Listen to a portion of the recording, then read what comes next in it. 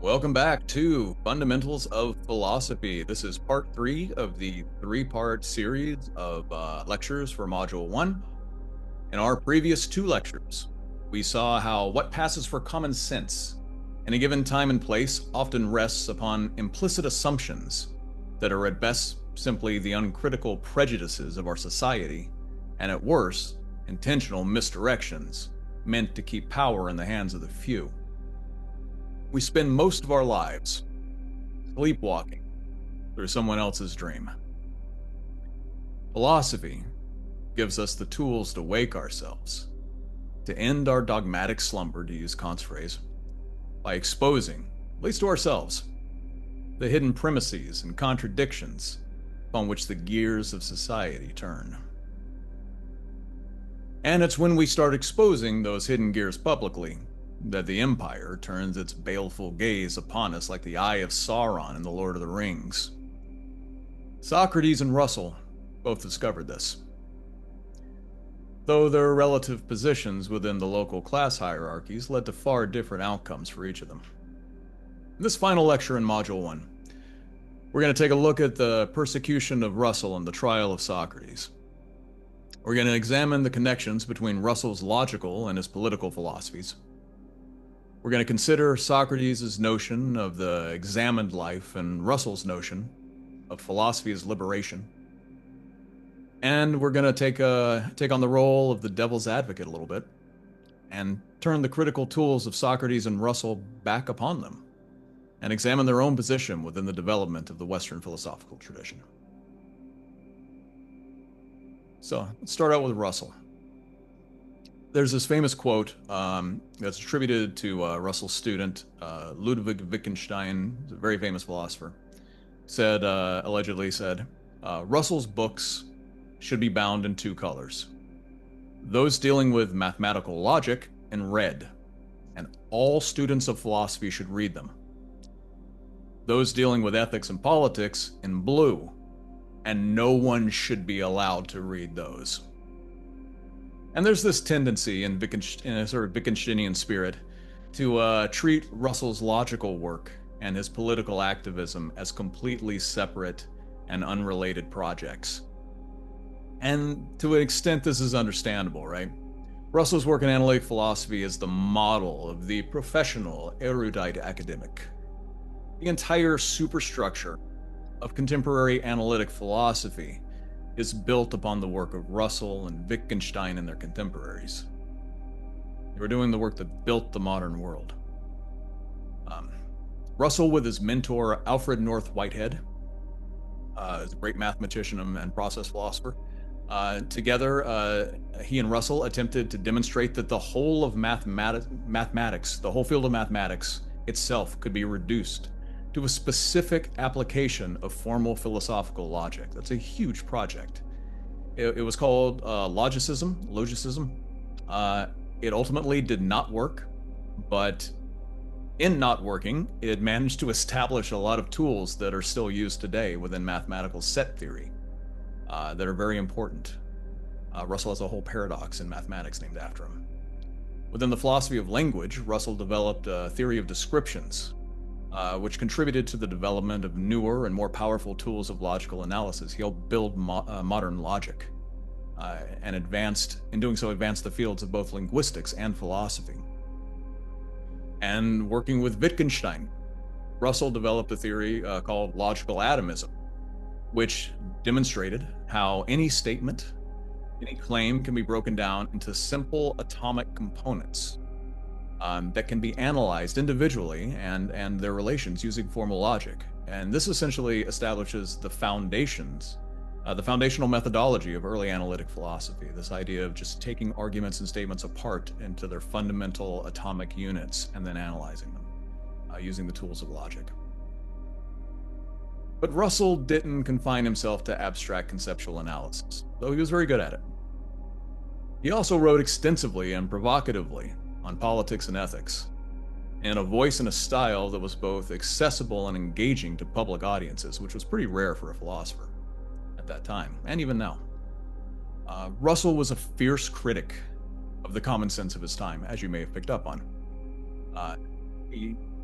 He even challenged established institutions like marriage and monogamy and religion and work, the entire notion of work culture. He was both an anti-capitalist and an anti-communist, which kind of pitted him against literally everyone in the entirety of British intellectual culture at the time. But it was his opposition to war, specifically, and the tools of war, that ultimately brought the fist of empire down upon him. Russell was a pacifist. He opposed war and violence under any circumstances.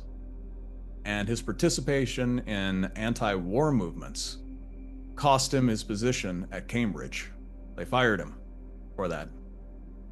And it later cost him his freedom when he was imprisoned for 6 months for protesting Britain's involvement in the First World War. Did that stop him? Nah. Russell got out of jail and got right back to it. Continued his activism upon release, and was ultimately jailed a second time at the age of 89. He was 89 years old, and they locked him up for allegedly inciting civil disobedience during nuclear disarmament protests in the 1960s. It's not bad for a 90-year-old. And as the arguments in The Value of Philosophy show, this alleged disconnect between Russell, the dispassionate academic logician, and Russell, this heretical firebrand, it's not sustainable. That difference, you can't sustain it. Because Russell is clear that the value of philosophy lies exactly in its power to liberate us from the narrow preconceptions of our society, and so liberated to get to work transforming both ourselves and our society.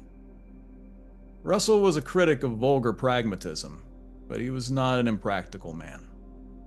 The tools of logical analysis that he helped develop are finely tuned instruments for the dismantling and unsettling of conventional fictions. The tools of logical analysis that he helped develop are finely tuned instruments for the dismantling and unsettling of conventional fictions and for the building of newer and stronger foundations based upon critical, ethical reason. Philosophy for Russell is itself an act of rebellious liberation from all beliefs that are forced upon us without our knowledge or consent.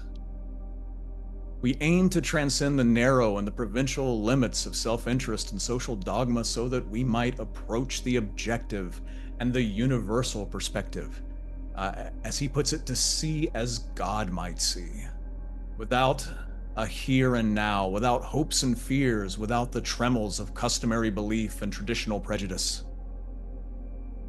Now, for most people, losing your job and being repeatedly locked up for political agitation is going to lead to a pretty bad outcome. Russell, the philosopher aristocrat, was not most people. Despite these setbacks, Russell lived a long and philosophically productive life. Ultimately, he was even rewarded for his status as a gadfly of the British Empire when he received the Nobel Prize for Literature in the 1950s in recognition of his humanitarian writings. Socrates, on the other hand, was not so fortunate. Over the course of his public interrogation of Athenian poets, politicians, philosophers, and craftsmen, Socrates began to develop a following among the youth of the city, who were in equal parts entertained and inspired by his subversive undermining of these esteemed city authorities. And to the horror of the Athenian elite, Socrates' questioning of their credentials began to go viral. The political winds of Athens shifted, and shifted again, as political winds will. For a while, Socrates was protected by connections to certain powerful statesmen. A series of regime changes turned those connections into political liabilities, and Socrates found himself called to trial on charges of atheism and of corrupting the youth. Now, the charges themselves were paper tigers. and they were easily dismissed. Socrates' faith in the oracle's proclamation, which is the whole source of his philosophical mission, that kind of puts the lie to the charge of atheism, right? As far as corrupting the youth, Socrates pointed out that the sophists were literally charging fees to indoctrinate children, while his following had emerged organically from the strength of his arguments and the evidence of his character, and because it was fun to watch him take down, city authorities in argument, publicly. But to the jury, this was beside the point. Socrates' challenge to elite authority was making the Athenian youth ungovernable. At a time of political instability, and they couldn't have that. An example needed to be made. And still, Socrates was given several chances to save himself. The Athenian court expected a contrite and apologetic Socrates who would come before them and recant his heretical teachings and promise to give up his bad habit of engaging in public acts of illicit philosophy. This would both remove a thorn from their political side and also allow them to sort of give this public performance demonstrating their superior tolerance and mercy. Are we not merciful? But Socrates, he was having none of that. Now, his defense, as already noted, was an indictment of the sophistic decline of Athenian values. Still, even then, split jury only narrowly condemned him. Narrow margin. The prosecution recommended execution by poisoning. And Socrates was given the chance, as was Athenian tradition, to beg for a milder sentence. Instead, he chose to provoke the jury further by suggesting that instead of a punishment, they should give him a reward for the service that he was providing to Athens. They should reward him for performing, this charge given to him by the gods to be a gadfly upon the city, to sting it into action and self-reflection, and they should reward him by giving him free meals for life. That's what they should do. Yeah, that went over about as well in a trial as you'd think it would. The provocation worked, and an incensed jury overwhelmingly condemned Socrates to execution by poisoning. Even then, his friends were in secret, arranging for his escape from prison. Big dramatic prison break. But Socrates refused. He would not recant, and he would not run. Because for Socrates, philosophy was not some hobby that he could pick up or set down as he pleased. It was a way of life, an ethical practice of worldly engagement. Socrates lived his philosophy without apology or exception. Whether or not it was the will of the god was ultimately kind of beside the point. For Socrates, the purpose of life was to understand the purpose of life. The examination of the meaning of existence was what gave meaning to existence.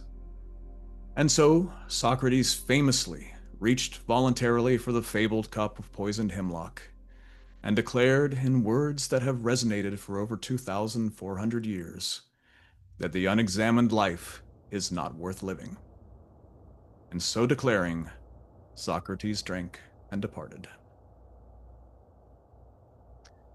Should there be an afterlife where Socrates and Russell meet, they would doubtlessly disagree about many things. There's a sense of a shared sacrifice to a higher ethical calling that both men embodied. There's also a commitment to an underlying assumption that truth is the sort of thing that is both objective and universal. That behind the relativism of the sophists and the narrow egocentrism of colonial Britain, there is something like a God's eye view, a perspective that one can achieve that will clear away all of the clutter of personal bias and environmental conditioning and allow one to see clearly at last a truth that transcends time and space, a truth that is true for everyone, everywhere, at all times. Now, there's an old cliche. that maybe has a bit of truth to it. That every revolution eventually grows into a new empire that itself calls for a new revolution.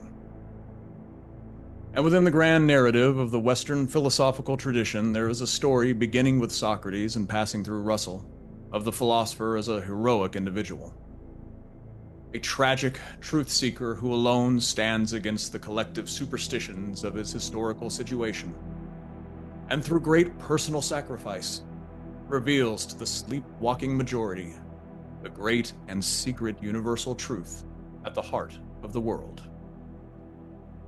This way of telling the story treats the philosopher as yet another example in what Joseph Campbell calls the hero's journey, or what Thomas Carlyle calls the great man theory of history. The story of one superior individual's ultimate triumph over the mediocrity of the collective. If it sounds familiar, it's because it's the plot of Star Wars, and of Dune, and of The Matrix, and about 1,000 other movies. It's Harry Potter, it's The Lord of the Rings, it's everything. It's everywhere. And now that we've established its philosophical legacy, we're going to spend the rest of this term putting its foundations to the test. Is there an objective view from nowhere? A perspective outside of history and culture that one can, even in principle, occupy to judge the world? Can one coherently step outside of culture to evaluate or compare different cultures? Is that a thing you can do? Is that even something that you'd want to do? That is something that we should want to do at all? Or is this itself an act of intellectual colonialism? Do we inflict violence when we declare that the results of our investigations are the discovery of the one great truth that supersedes all local custom and culture? Do we risk falling into the very elitism that Socrates warned of when we decry the mediocrity of the masses? Is there even such a thing as an individual that can be separated out from their historical embeddedness within a culture, a history, and an environment? And these are the questions I want to leave you with. The metaphilosophical turning of the philosophical gaze back upon itself to critically examine its own methods of critical examination. That's the point. That's what we're doing. That's what we're here for. Now, in the next lecture series, Module 2, we're going to take a closer look at some of the critical tools of logical analysis and scientific reasoning in particular. The technologies of philosophical inquiry. And we're going to see how they can be used to test the coherence of our ideas and to make the scientific predictions that actively transform and create the world around us. And I'll see you there. Bye for now.